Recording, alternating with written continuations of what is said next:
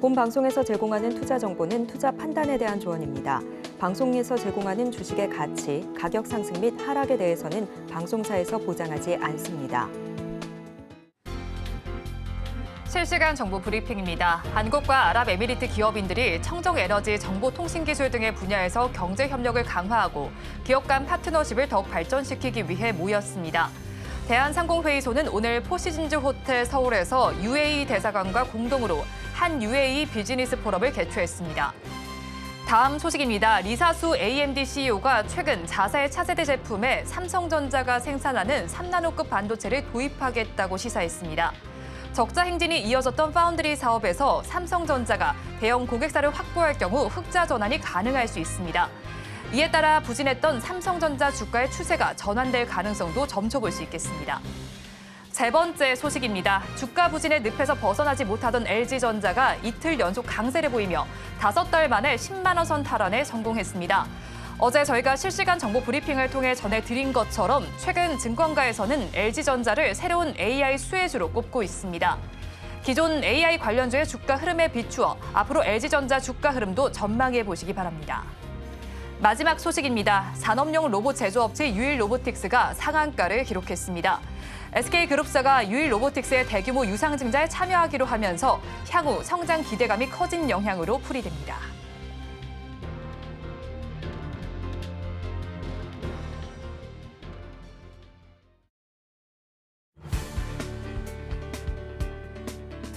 오늘장 내일장 일부 시황으로 문 열겠습니다. 간밤 미국과 영국 증시는 휴장했는데요. 그 외 글로벌 증시는 빨간불을 켜냈습니다. 이런 이야기가 있었어요. EBC의 수석 이코노미스트라고 불린다는 필립 레인이 6월에는 금리 인하할 것이고 그리고 나아가서는 추가적으로 인하 가능성이 있는데 이것이 7월일 수 있다라는 이야기였습니다. 그 근거로 두 가지를 들었는데요. 유로존의 인플레이션 상승률이 둔화가 되고 있고 나아가서는 임금 상승 속도까지 둔화되고 있다라는 것을 발견했기 때문입니다. 한편 국내에서는 또 이런 이슈가 있었습니다. 삼성과 SK, 현대, 한화 재계 총수들이 아랍에미리트 대통령을 오늘 만나게 됐는데요. 사실상 아랍에미리트 대통령이 방한을 한 것은 이번이 처음입니다. 지난해 1월이었죠. 윤석열 대통령이 직접 아랍에미리트를 방문한 데 대한 답방입니다. 그때 이런 이야기가 있었습니다. 300억 달러 투자 공약을 발표한 바가 있었고요. 또 48건의 MOU를 맺은 바가 있었죠. 이번에 이 총수들과 함께 만나서 아랍에미리트 대통령은 이 약속에 대한 후속 조치를 하지 않을까라는 가능성이 이야기되고 있습니다. 사실상 굉장히 많이 협력을 하고 있고 또 나아가서는 그 분야도 다양해지고 있습니다. 에너지와 방산을 필두로 해서 수소, 바이오, 스마트팜, 메타버스까지 이렇게 굉장히 다양한 분야로 양국이 협력을 하고 있기 때문에 추가적으로 협력 가능성이 더 나오지 않을까라는 기대감이 모아지고 있습니다. 일단 오늘 시장에서는 보이시는 것처럼 에너지 그리고 또 방산, 원전 쪽에 가장 강세를 보여주고 있습니다. 자, 그리고 이 시각 어떻게 지수 흐름 흘러가고 있는지 살펴보도록 하겠습니다. 코스피, 코스닥 모두 약보합권에서 출발을 했지만 지금 현재는 빨간불을 켜내고 있습니다. 그렇지만 좀처럼 시원한 상승 탄력은 나와주지 않고 있는데요. 상승 종목과 하락 종목이 굉장히 비등비등하게 줄다리기를 하고 있기 때문입니다. 자, 그렇다면 코스피 흐름부터 하나씩 짚어보도록 하겠습니다.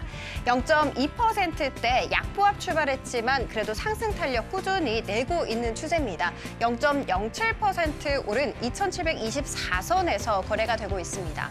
오늘 코스피 시장의 주인공을 꼽아라라고 한다면 저는 LG전자를 꼽을 것 같습니다. 이 LG전자 두 자릿수 급등세가 나왔기 때문인데요. AI는 사실상 전력 소모량이 굉장히 큽니다. 그래서 이때 발생하는 열을 굉장히 잘 컨트롤을 해줘야 되는데 LG전자가 액침 냉각, 액체 냉각 그리고 수랭식까지 모든 기술을 보유하고 있기 때문에 AI 열 관리에 찐 수혜주다라는 말이 나왔기 때문입니다. 그렇지만 두 자릿수 상승률 나왔지만 지수 상승을 확 견인하기에는 조금 역부족인 모습입니다. 이어서 수급 상황 살펴보도록 하겠습니다. 기관과 외국인의 쌍끌이 매수세가 눈에 보입니다. 그리고 기관 같은 경우에는 3거래일 만에 매수 전환을 했고요. 오늘 가장 많이 사고 있는 종목은 SK하이닉스 그리고 어제 이슈가 있었던 두산 에너빌리티입니다. 자, 이어서 코스닥 흐름도 살펴보도록 하겠습니다. 0.02%대 약세에 출발했습니다. 그렇지만 이렇게 보합권 안에서 등락을 계속해서 반복하는 모습이고요. 850선은 아직 지나지 못한 선에서 거래가 되고 있습니다. 장 후반 들어서 저출생 관련 종목들이 떠들썩하게 움직였습니다. 그 이유는 내일 3월 인구 동향이 발표되기 때문인데요. 그 중에서도 깨끗한 나라 모나리자가 두 자릿수 급등세를 보여주긴 했습니다만 내일까지 그 추세를 이어갈 수 있을지는 지켜봐야 할 것 같습니다. 이어서 수급 상황도 살펴보도록 하겠습니다. 기관과 외국인이 다른 포지션을 취하고 있습니다. 코스피 시장에서는 매수를 취했다면 코스닥 시장에서는 모두 다 매도 포지션을 잡고 있는데요.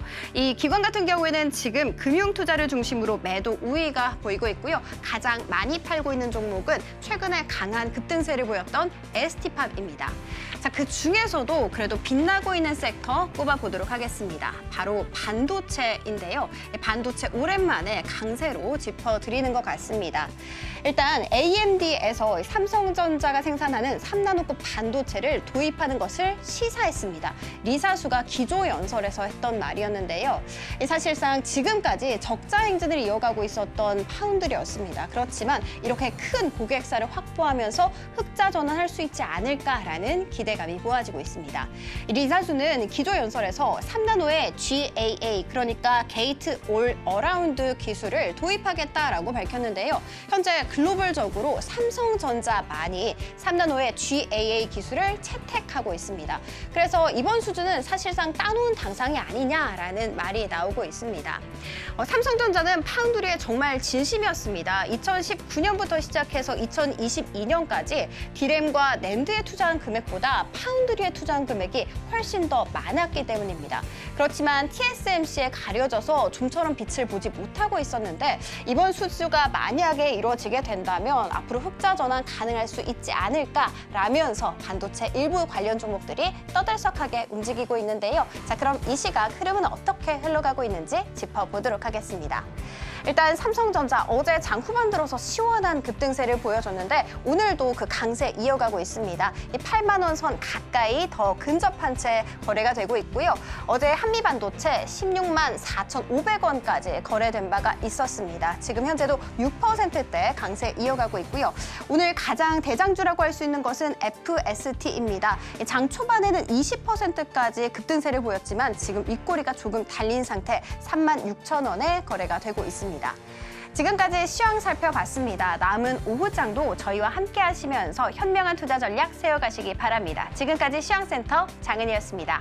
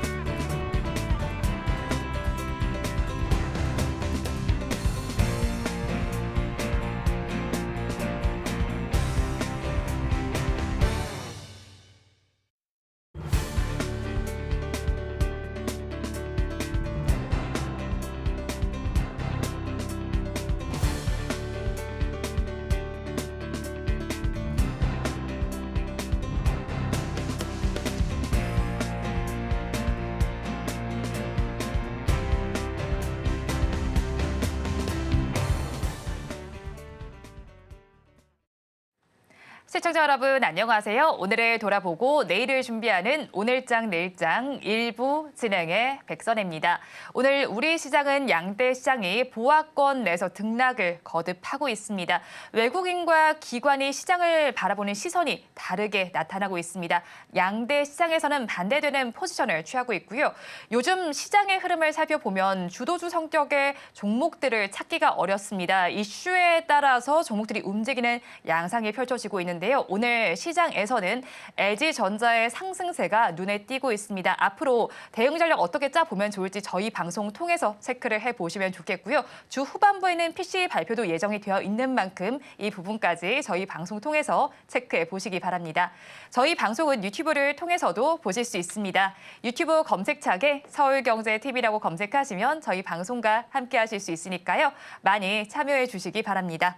5월 28일 화요일입니다. 오늘장 내일장 일부 본격적으로 출발합니다.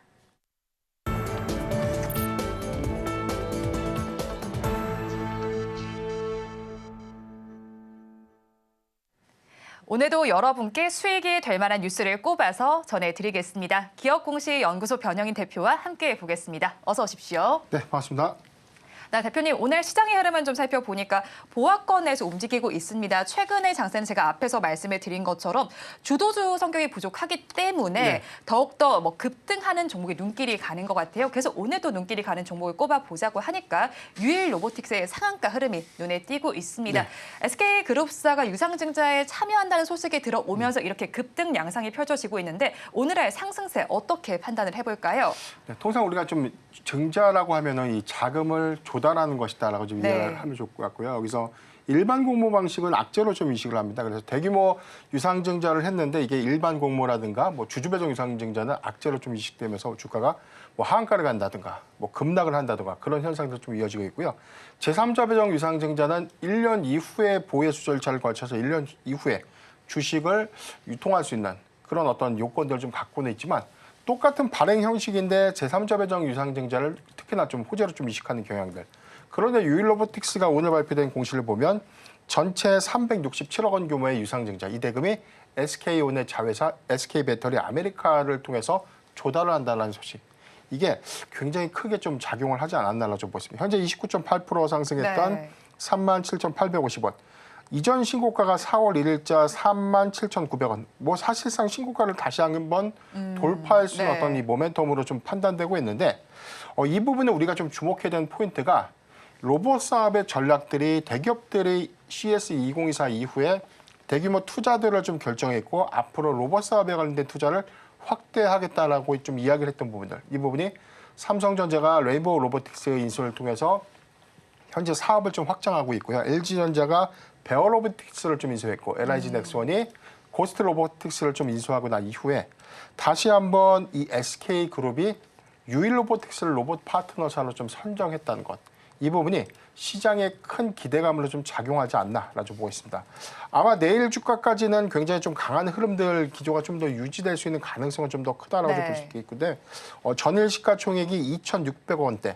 오늘 시총을 다한다고 하더라도 추가적인 상승 여력은 좀 남아있다. 다만 이제 내일 신규 매수의 기회가 좀 있을지는 잘 모르겠어요.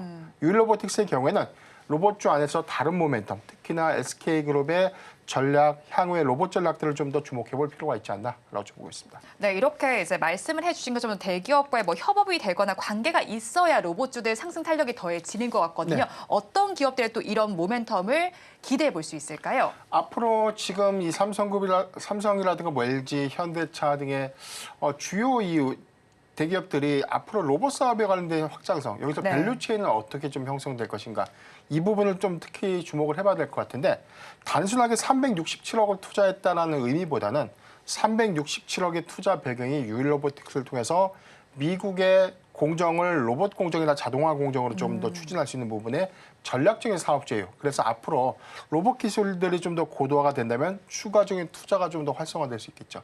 이런 부분을 주목을 해봐야 될 것 같고요. 지금 삼성전자가 레인보우 로보틱스를 통해서 완성형 로봇, 인간형 로봇에 관련된 구현 방식, 그래서 웨어러블 로봇과 인간형 로봇 두 가지 휴머노이드형 로봇에 관련된 어떤 향후에 대한 전략들은 계속해서 좀 주목해야 되는 포인트고요. 두 번째는 현대차 그룹이 보스턴 다이내믹스를 통해서 여기서 추가적인 국내 기업의 어떤 인수 여부를 아직은 결정하지 못했지만 전 점진적으로 로봇의 어떤 밸류체인 기술, 그다음에 여기에 부품의 내재할 가능성들이 큰 기업들의 경우에는 계속한 M&A 가능성도 좀 더 커지지 않을까라고 보이기 때문에 로봇주 안에서 독보적인 기술을 좀 보유하고 있는 기업들은 계속해서 좀 주시해볼 필요가 있다라고 좀 말씀드리겠습니다. 네, 로봇 쪽에서도 독보적인 기술을 보유한 기업들 한번 주목을 해보시기 바랍니다. 이어서 HLB 이슈로 넘어가 보겠습니다. FDA 승인 불발 이슈로 인해서 연이틀 하한가를 기록한 이후에 이제는 다시 조금씩 고개를 드는 모양새긴 한데요. 하지만 지금 시점이 신뢰를 완전히 회복했다고 보기는 어려운 시점이잖아요. 지금 기술적인 반등이 좀 일어났다고 봐야 될 것 같아요. 왜냐하면 전고가 3월 26일 12만 9천 원의 주가 괴리가 저점 기준에서는 뭐 4만 지금 한 3천 원대까지 좀 이탈을 했었죠. 그리고 나서 오늘 20%대까지 고가 형성을 좀 한 이후에 상승폭을 좀 되돌렸다는 것은 아직 시장이 확실하게 이 리보세라닙 관련된 병용 치료제에 관련된 신뢰성들은 아직은 회복되지 못했다. 다만 투자 심리 관점에서는 충분히 추세는 조금 더 완화됐다라고 좀 평가를 해보고 싶습니다. 물론 이제 캄렘 리주마브에 관련된 이 병용 치료 항소제약이 여기서 CMC라고 불리는 이 품질 관리 그리고 공정 관리에 대한 개선 부분에 대한 수정 보완 요구서들을 제출한 시점에는 다시금 모멘텀으로 좀 작용될 수 있는데 다만 우리가 HLB를 보는 시각은 좀 달라져야 될 것 같아요. 왜냐하면 네. 전체적인 어떤 이 파이프라인의 유효성이라든가 안전성이 훼손된 부분이 아니라 CMC라고 불리는 품질 공정. 그래서 이제 GMP 시설이라고 해서 약을 만들고는 전체적인 공정상의 어떤 조감도라든가 어떤 이 공정 요구서들이 있습니다. 네. 이런 부분들이 조금 FDA 기준에 충분하게 충족시키지 못했던 측면들, 이 부분도 있었고요.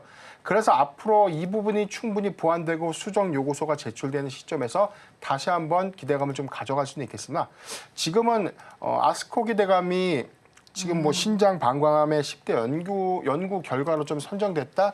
이 이슈 하나만으로는 사실 뭐 추세를 완전히 네. 되돌리기엔 좀 부족하다. 다만 심리적인 추세 전환은 했다라는데 이의를 두자라고 좀 말씀드리겠습니다. 네, 일단 뭐 심리적인 추세를 전환했습니다만 아직까지 신뢰를 완벽하게 회복했다고 보기는 어려운 구간입니다. 아스코아키와 관련해서는 사실 HLB 말고도 다른 종목들도 좀 체크를 해봐야 하는 거잖아요, 대표님. 네네.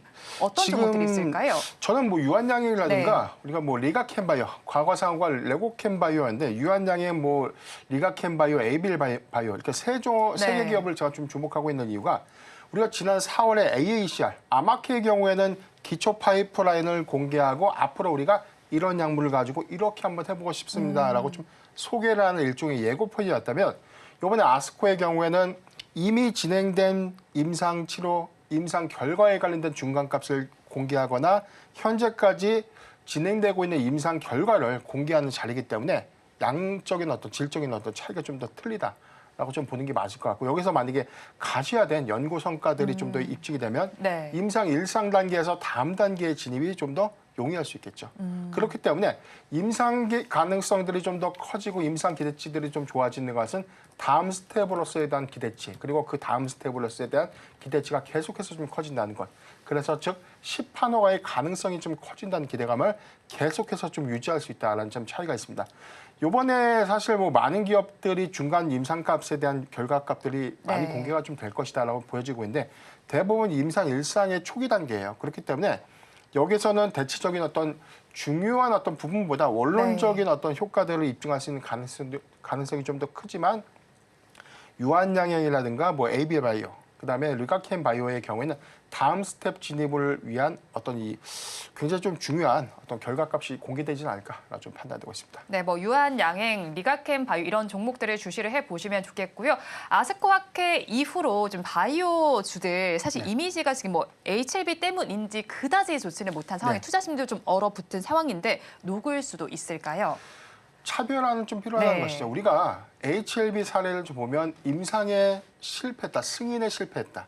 이런 결과가 주가로서 너무 보여지는 게 좀 처참했죠. 네. 너무나 일회성으로 하락하는 것이 아니라 연 이틀 뭐 하한가를 좀 지속하다 보니까 이런 부분에 대한 이 바이오주에 정말 투자를 해도 괜찮을까. 왜냐하면 기대감까지는 좋은데 만약에 이게 안 됐을 때에 대한 네. 경우의 수를 우리가 감안해 보면 너무나 그 피해가 크다는 것이죠. 그런데 우리가 2021년도 코로나19 팬데믹 상황만 보더라도 당시 뭐 신풍제약의 경우에도 주가가 뭐 10배 이상까지 급등을 했습니다.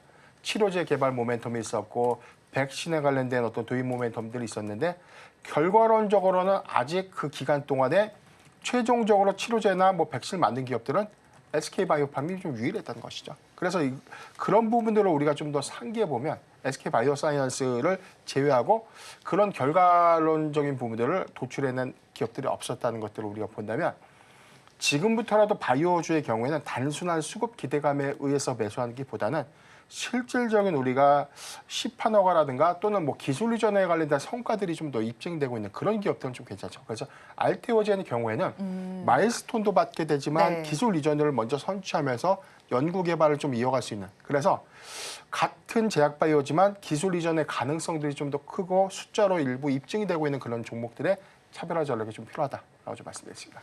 네, 숫자로 입증되는 바이오주들 차별화되게 한번 살펴보시기 바랍니다. 이어서 우주 항공으로 넘어가 보겠습니다. 어제 우주항공청이 개청했고요. 그리고 한국항공우주의 경우에는 수출 모멘텀이 다시 부각될 것이라는 전망이 나오면서 오늘 급등 양상 펼쳐지고 있습니다. 어제보다 사실 오늘 주가 반응이 더 크게 나오고 있는 양상이거든요.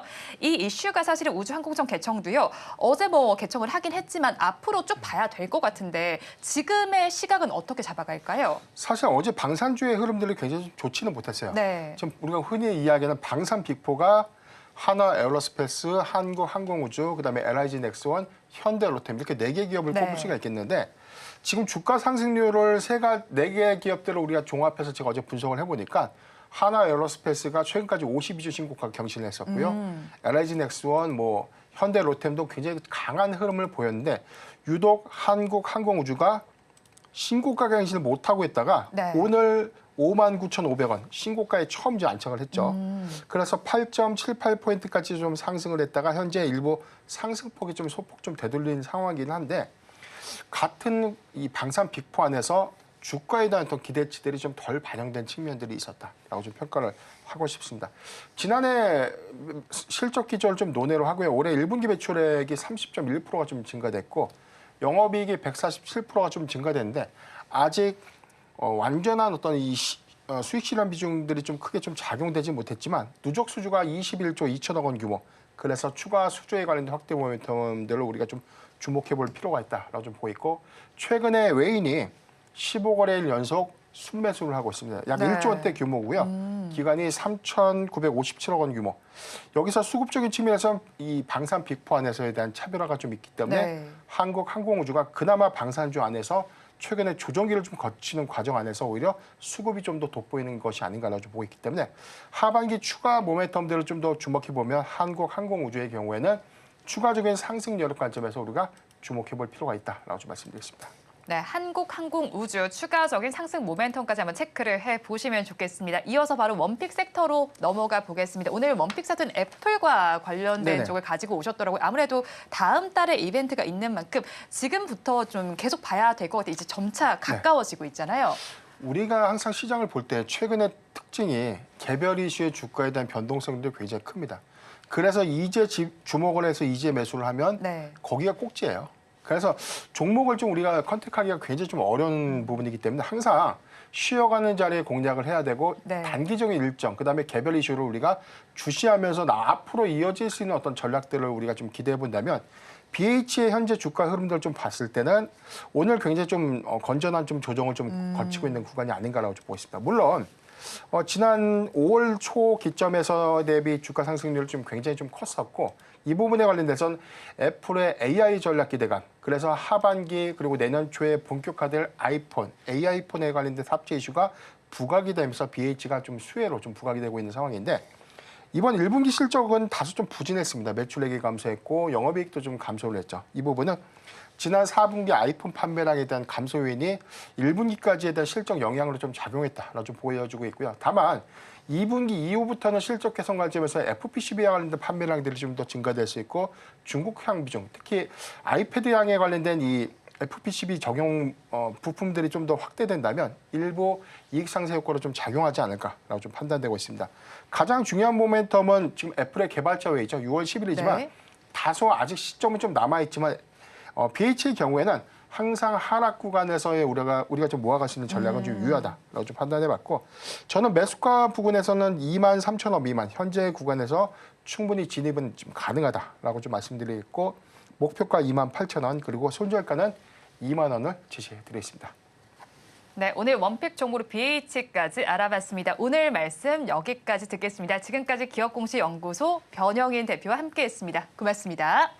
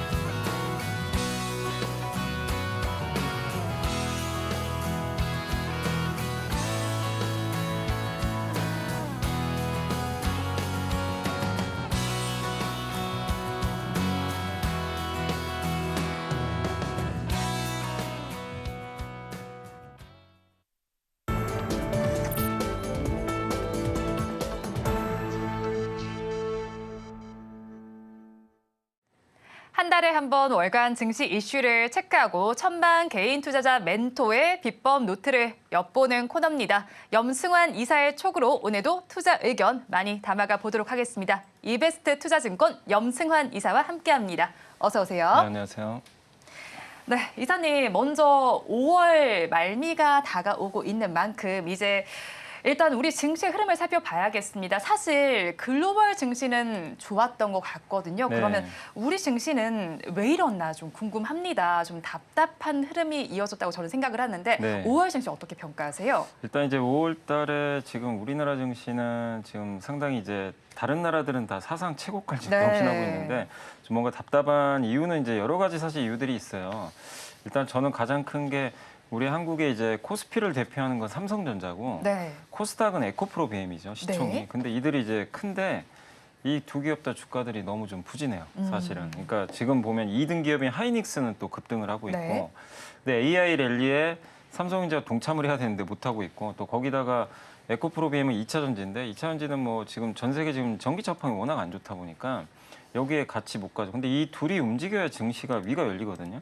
근데 그게 이제 못 됐다는 게 좀 첫 번째 이유고 두 번째가 이제 우리 한국 같은 경우는 올해 사실 외국인들이 투자를 많이 하고 있는데 5월 들어선 좀 투자 속도가 좀 둔화되고 있고 5월 말로 갈수록은 최근엔 좀 매도도 나오거든요. 그러니까 이제 이 얘기는 결국 개인 투자분들이 조금 더 적극적으로 시장에 참여를 해주면 좋은데 개인 투자분들도 굉장히 소극적이에요. 뭐 최근에 보면 주식시장에서 뭐 하루 사고 하루 팔고 이러고 있고 또 거기에 내년에 금투세가 시행되면 네.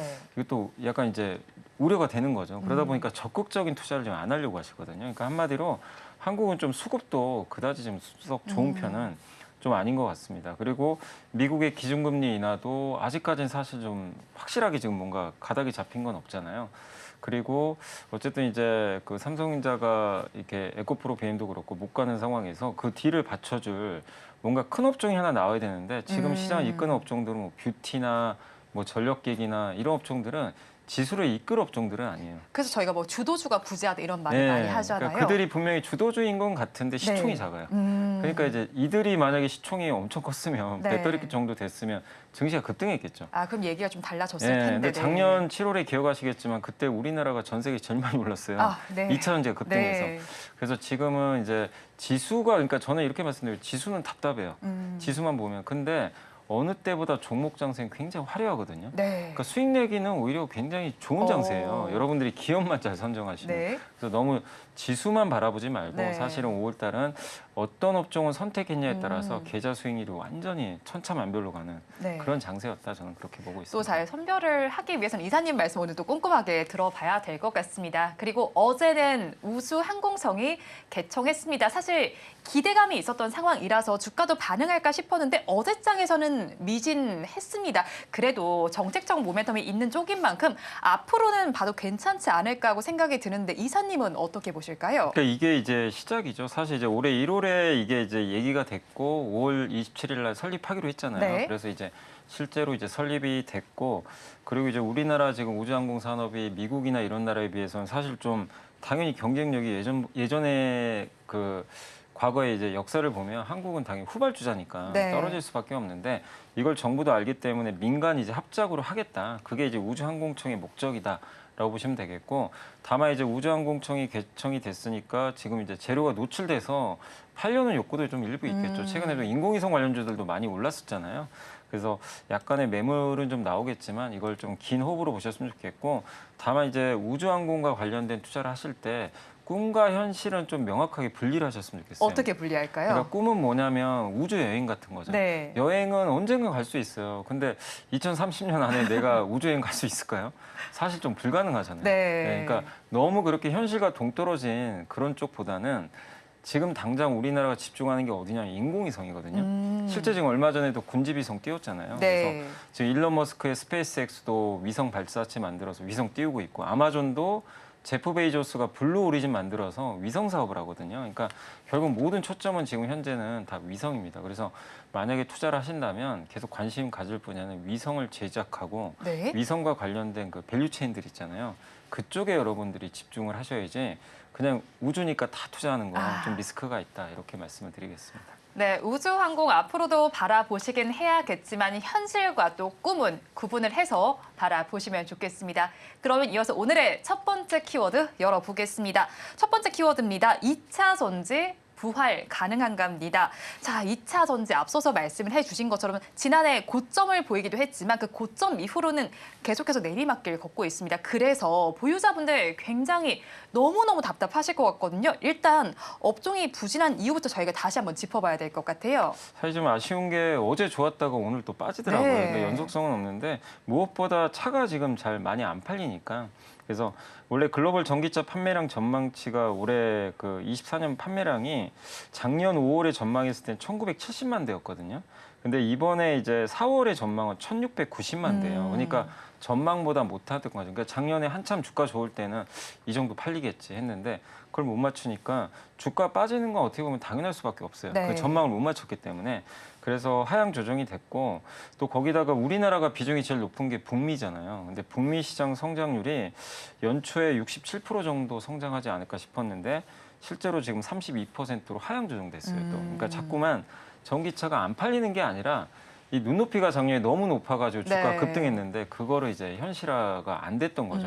그래서 그거를 이제 가격에 반영하고 있다. 또 한 가지가 올해 연말에 또 이제 미국 대선이 있는데 트럼프 전 대통령이 당선되는 것 자체가 또 리스크잖아요. 네. 그러니까 이런 것들이 일단 2차 전지에 좀 부정적으로 작용하고 있다. 이렇게 보시면 되겠습니다. 그렇죠. 2차 전지 상승 모멘텀을 찾기가 힘듭니다. 어제장에서 말씀을 해주신 것처럼 반등 기조가 나타나긴 했지만 추세가 전환됐다고 보기엔 아직 이른 시점입니다. 자, 그렇다면 업종이 반전되기 위한 키포인트는 어떤 거라고 보십니까? 일단 이제 업황이 좀 이제 앞으로 좋아지기 위해선 결국 핵심은 전기차가 다시 궤도에 올라서야 되거든요. 네. 그래서 결국 전기차가 얼마나 잘 팔리느냐 관건인데 결국 우리나라에서 제일 중요한 미국이니까 그럼 미국에서 제일 중요한 기업들이 테슬라, GM, 현대차 그룹이거든요. 포드는 지금 전기차 사업에서만 6조 원 정도를 까먹고 있어요. 네. 그러니까 포드는 좀 경쟁력이 많이 떨어져 있고 GM이 굉장히 적극적이에요, 지금. 그래서 올해 한 20에서 30만 대 판매 목표로 하는데 어쨌든 제일 중요한 이 세 개의 기업들이 올해 판매가 좀 그래도 괜찮아진다면 좀 주가는 좀 반응을 할 것 같고 대부분 지금 하반기를 좀 기대를 하고 있거든요. 근데 테슬라도 지금 어쨌든 얼마 전에 그 실적 발표에서 올해 글로벌 전기차 판매량 작년보다는 그래도 증가한다. 네. 또 사이버 트럭 생산량이 지금 최근에 어쨌든 조금씩 올라오고 있거든요. 그래서 테슬라도 여기서 뭐 더 심각하게 나빠질 건 별로 없는 것 같고 두 번째 GM은 이제 신차들이 나오거든요. 근데 이 회사가 작년에 판매했던 게 몇만 대가 안 되는데 올해 20만 대 이상 우리는 팔겠다. 굉장히 공격적인 수치를 내놨는데 이제 이코녹스나 블레이저 같은 신차가 이제 나오거든요. 근데 이제 관건은 이들이 팔릴지 안 팔릴지 저도 알 수는 없지만 만약에 잘 팔려준다면 우려감이 해소되겠죠. 그리고 마지막 타자 이제 현대차인데 올해 10월에 미국 조지아의 전용 공장이 드디어 완공이 네. 돼요. 그러면 이게 왜 의미가 있냐면 이게 완공이 되면 미국에서 보조금을 받습니다. 그럼 당연히 현대차 이 구매를 할 때 이 소비자들은 보조금을 받으면서 싸게 살 수 있으니까 판매가 좀 늘어나겠죠. 거기다 얼마 전에 기아가 EV3라는 이제 또 저가형 전기차 내는데 평들이 또 굉장히 좋은 것 같아요. 그래서 이 세 개 업체들이 어쨌든 지금 판매가 좀 살아난다면 하반기에 좋아진다면 반등이 나올 것 같고 또 거기다가 올해 8월에 LG엔솔이 4680 배터리 양산 들어가거든요. 이런 모멘텀이 있으니까 지금은 너무 우울하게 보기보다는 이런 좀 모멘텀들을 한번 기다리는 그런 구간이 아닌가라고 좀 생각을 하고 있습니다.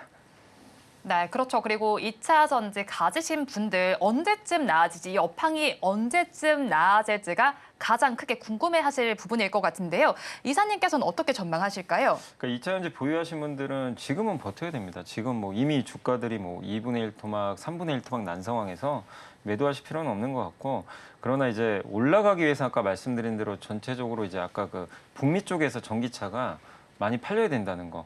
요게 좀 붙으면 좀 가파르게 올라갈 수도 있어요. 근데 그건 이제 하반기가 돼야 되니까 좀 시간은 걸릴 것 같고 다만 긍정적인 거는 가격 면에선 지금 리튬이나 니켈 같은 원소재 가격들이 좀 최근에 오르고 있거든요. 네. 니켈 가격도 많이 올랐어요. 그리고 중국의 주요 소재 가격들도 다 일단 일제히 좀 최근에 반등하기 시작했습니다. 5월 들어서 전구재가 2.2% 올랐고 분리막이 한 5.7% 올랐다고 합니다. 그러니까 이런 소재 가격이 오르면 이제 뭐 양극재라든가 배터리 가격도 순차적으로 나중에 오를 수가 있거든요.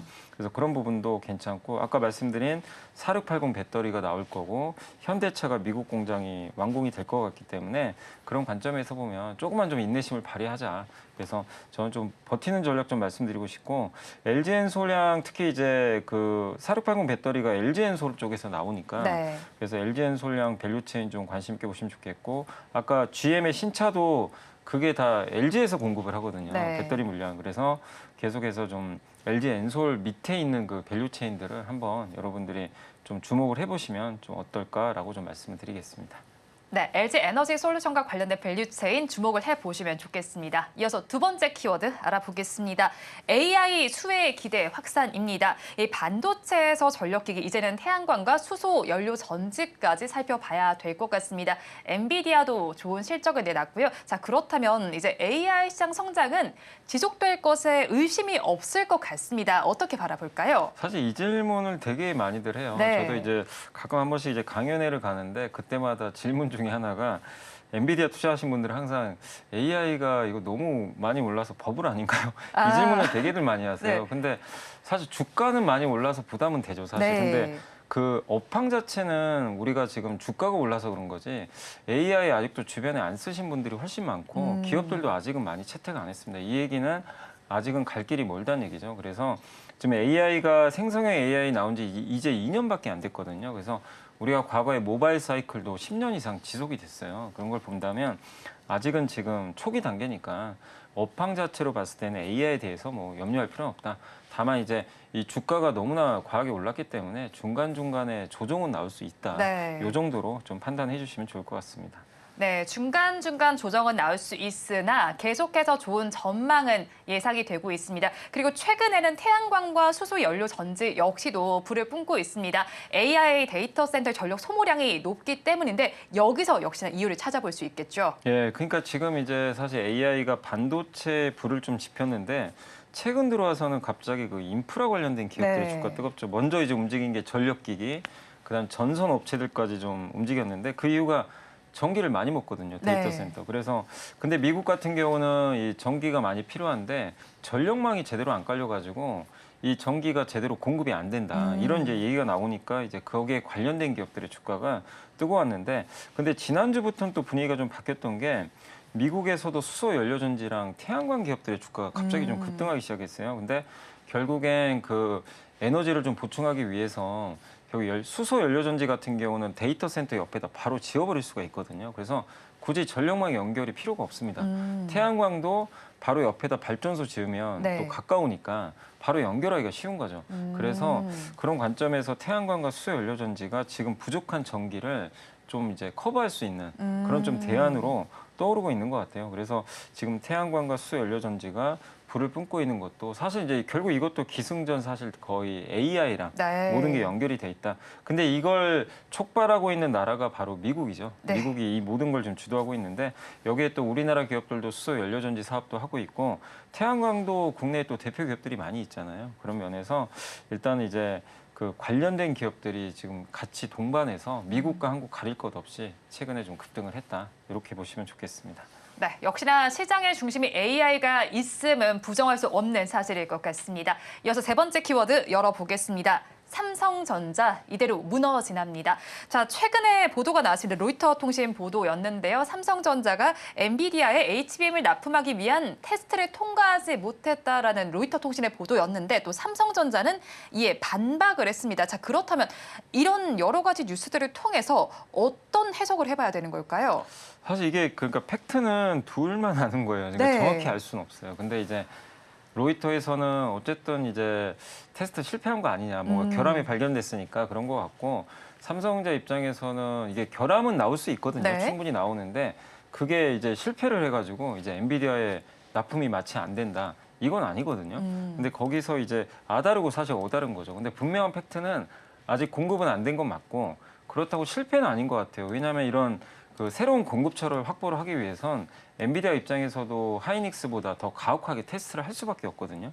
그래서 거기에 결함이 조금이라도 나오면 당연히 수정을 해야 됩니다. 근데 이런 수정 과정은 당연히 있는 건데 그게 제가 봤을 때 너무 확대 해석이 된 거 아닌가 이렇게 보여집니다. 근데 좀 아쉬운 건 자꾸 결함이 이렇게 나오게 되면 시간이 좀 오래 걸리잖아요. 네. 통과는 하더라도. 그 점에서 좀 시장이 일부 실망한 게 아닌가. 그래서 저는 좀 방향성은 바뀐 건 없지만 역시 속도가 좀 느려졌다는 게 네. 지난주에 이제 삼성전자 주가를 좀 급락시킨 원인이다. 근데 어쨌든 테스트를 한다는 것 자체는 엔비디아 입장에서 받겠다는 거거든요, 사실은. 네. 그렇기 때문에 결국엔 저는 시간이 해결하지 않을까 이렇게 생각은 하고 있습니다. 네, 시간의 문제라면요. 그럼 엔비디아 테스트를 통과할 가능성 어느 정도로 점치시나요? 일단 지금 엔비디아가 지금 내년도에 이제 나오는 뭐 블랙엘이라든가 새로운 이제 AI 가속기에 최첨단 HBM이 들어가야 되는데 지금은 8단짜리가 들어가요. 네. 8탄 이제 쌓는 거죠. 근데 내년엔 12단짜리가 필요하거든요. 근데 12단은 지금 스케줄상으로 보면 삼성이 앞서 있어요. 하이닉스보다는 양산 스케줄이. 그래서 삼성이 먼저 이걸 좀 하고 있는데 아마 이 테스트를 하는 과정에서 일단 요거를 이제 앞으로 많이 써야 되는데 이게 이제 엔비디아랑 이제 처음 할 거 아니에요. 그러다 네. 보니까 잘 맞아야 되거든요. 그러니까 하이닉스랑 그동안 잘해왔기 때문에 좀 무난할 수 있는데 삼성과는 또 사실 삼성과 하이닉스가 만드는 방식도 약간 다르긴 하다고 하더라고요. 그러니까 약간 그런 부분에서 삼성전자 테스트 조건이 좀 더 가혹하다 보니까 네. 시간이 좀 걸리는 거 아닌가. 근데 결국엔 엔비디아 젠슨항 입장에서도 굳이 삼성이 잘하고 자기네랑 맞으면 테스트를 통과하면 안 쓸 이유가 뭐가 있겠습니까? 당연히 네. 여러 군데에서 공급받는 게 훨씬 좋거든요. 그런 관점으로 보면 저는 결국 공급은 할 것 같다. 네. 다만 그 시기가 우리가 생각하는 시기는 지금을 원하는데 네. 지금 기업이 지금 테스트하고 있는 시간은 이게 길다 보니까 이 시장은 좀 참지를 못하고 있다.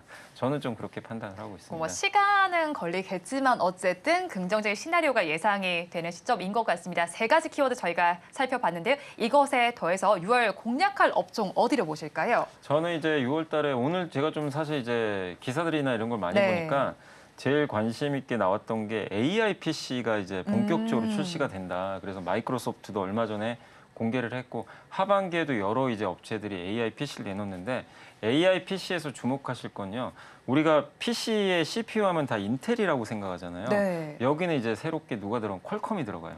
이 모바일 칩 만드는 회사가 여기에 이제 주도권을 잡겠다고 출사표를 냈는데 마이크로소프트의 이번에 새로 나온 AI PC도 퀄컴 CPU가 들어가거든요. 그러니까 반도체에 뭔가 지각 변동이 좀 생길 수가 있다. 그래서 인텔 구조가 아니라 새롭게 좀 바뀌는 측면으로 한번 보시면 되겠고 그다음에 AI PC가 어쨌든 많이 팔리면 메모리 용량이 올라가니까 저는 그래서 결국 이런 면으로 보면 삼성전자가 좀 수혜를 받지 않을까. 결국에는요. 네, 삼성전자가 AI에서 밀렸다 하더라도 어쨌든 PC가 많이 팔리면 그 메모리 반도체 용량 자체는 올라가거든요. 네. 그래서 그런 부분이 있고 또 거기다가 기판 업체들도 수혜를 받을 수 있고 또 퀄컴이라든가 이런 회사들이 어쨌든 TSMC나 삼성전자 같은데 파운드리 뭐 예전에도 수주했던 경험들이 있으니까 그러면 그 파운드리를 이제 설계해주는 네. 그 디자인 하우스 같은 회사들 있죠. 또 반도체 설계 자산 뭐 영국의 암이라는 회사가 제일 유명하죠. 이런 회사들도 거기에 관여가 돼 있기 때문에 IP라고 그러죠. 반도체 IP 회사들.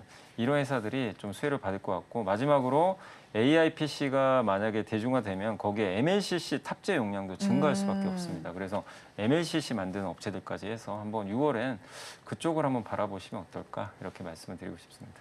네, 6월 시장에서는 AI PC와 관련된 종목 업종들 체크를 해보시면 좋겠습니다. 지금까지 이베스트 투자증권 염승환 이사와 함께했습니다. 오늘 말씀 고맙습니다.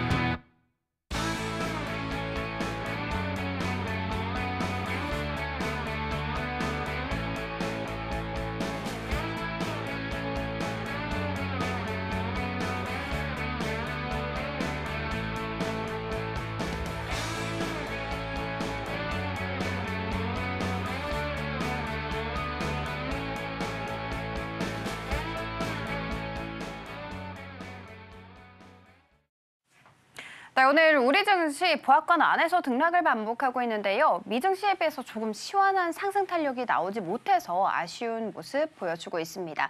그렇지만 이런 흐름 속에서도 강하게 부각받고 있는 종목들 궁금하시다면 매일 아침 서울경제TV AI 세나의 포착 종목들 확인하시면 좋을 것 같습니다. 자, 그러면 오늘 세나의 포착 종목 하나씩 뜯어보도록 하겠습니다. 먼저 첫 번째 종목 살펴보도록 하겠습니다.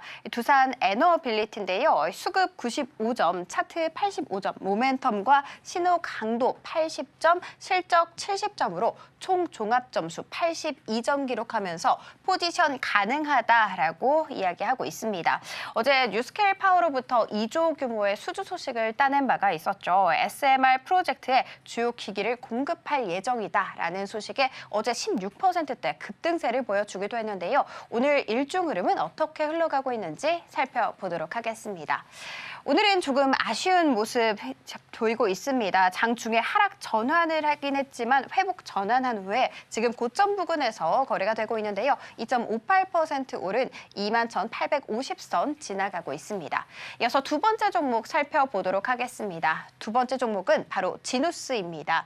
신호 강도 75점, 차트 75점, 실적과 그리고 수급과 모멘텀 70점 같이 기록했고요. 실적과 수급은 65점 기록하면서 총 종합 점수 70점으로 스윙 가능하다 있습니다. 최근 매트리스에 새로운 포장 방법을 개발했다라는 이야기를 전했는데요. 이 매트리스를 압축해서 롤 형태로 만들어서 배송을 하는 형식을 띈다고 합니다. 그래서 미국 온라인에서 1위를 차지할 수 있었다라는 이야기를 전했는데요. 이 시각 장중 흐름은 어떻게 흘러가고 있는지 살펴보도록 하겠습니다. 오늘 가장 강한 급등세가 나왔습니다. 두 자릿수 11%대 넘게 오름세를 보여주긴 했지만 상승 탄력이 조금 이뤄진 모습입니다. 가까이 6% 가까이 오름세를 보여주면서 15,420원 선에서 거래가 되고 있습니다. 자, 그리고 마지막 종목도 살펴보도록 하겠습니다. 이 마지막 종목은 HD 현대 인프라코어인데요. 수급 80점 그리고 모멘텀 70점, 차트 75점, 신호 강도 70점과 실적 65점 기록하면서 총 종합 점수 72점으로 스윙 가능하다라는 것을 알 수 있었습니다. 어제였죠. 각국의 재무장관들이 500억 달러의 규모 채권을 발행해서 우크라이나 지원하겠다라는 이야기와 함께 우크라이나의 의원과 원희룡 전 장관이 만났다라는 이야기 받으면서 6% 넘게 강한 강세를 보여줬는데요. 오늘 일중 흐름은 어떻게 흘러가고 있는지 살펴보도록 하겠습니다. 오늘은 다소 아쉬운 흐름 보여주고 있습니다. 장 초반에 8,730원으로 시작했지만 쭉 밀려나면서 지금 저점 부근에서 거래가 되고 있고요. 8,460선 지나고 있습니다. 이렇게 새나의 오늘의 포착 종목들 살펴봤는데요. 마감 후 자세한 투자 전략 궁금하신 분들은 6시 30분 온트레이딩 AI 확인하시면 좋을 것 같습니다. 지금까지 장은이었습니다. 이어서 오늘장, 내일장 일부의 핵심입니다. 먼저 BH 한번 살펴보셔야겠습니다. 애플에서 이벤트가 예정이 되어 있습니다. 다음 달 WWDC가 예정이 되어 있는데 애플의 AI 전환 효과가 기대되고 있습니다. 자, 그리고 삼성전자와 2차 전지주 시장에서 계속해서 힘을 내지 못하고 있는 상태입니다. 지금을 기회 구간으로 삼아 보셔도 좋겠습니다. 마지막으로 염승환 이사의 픽한 섹터는 AI PC니까 이 점 염두에 두시고 6월 투자 전략에 참고해 보시면 좋겠습니다. 본 방송에서 제공하는 정보는 투자 판단에 대한 조언일 뿐 해당 주식의 가치와 수익률을 보장하지는 않습니다. 오늘장 내일장 1부에서 준비한 순서는 여기까지입니다. 저희는 잠시 후 2부로 돌아오겠습니다.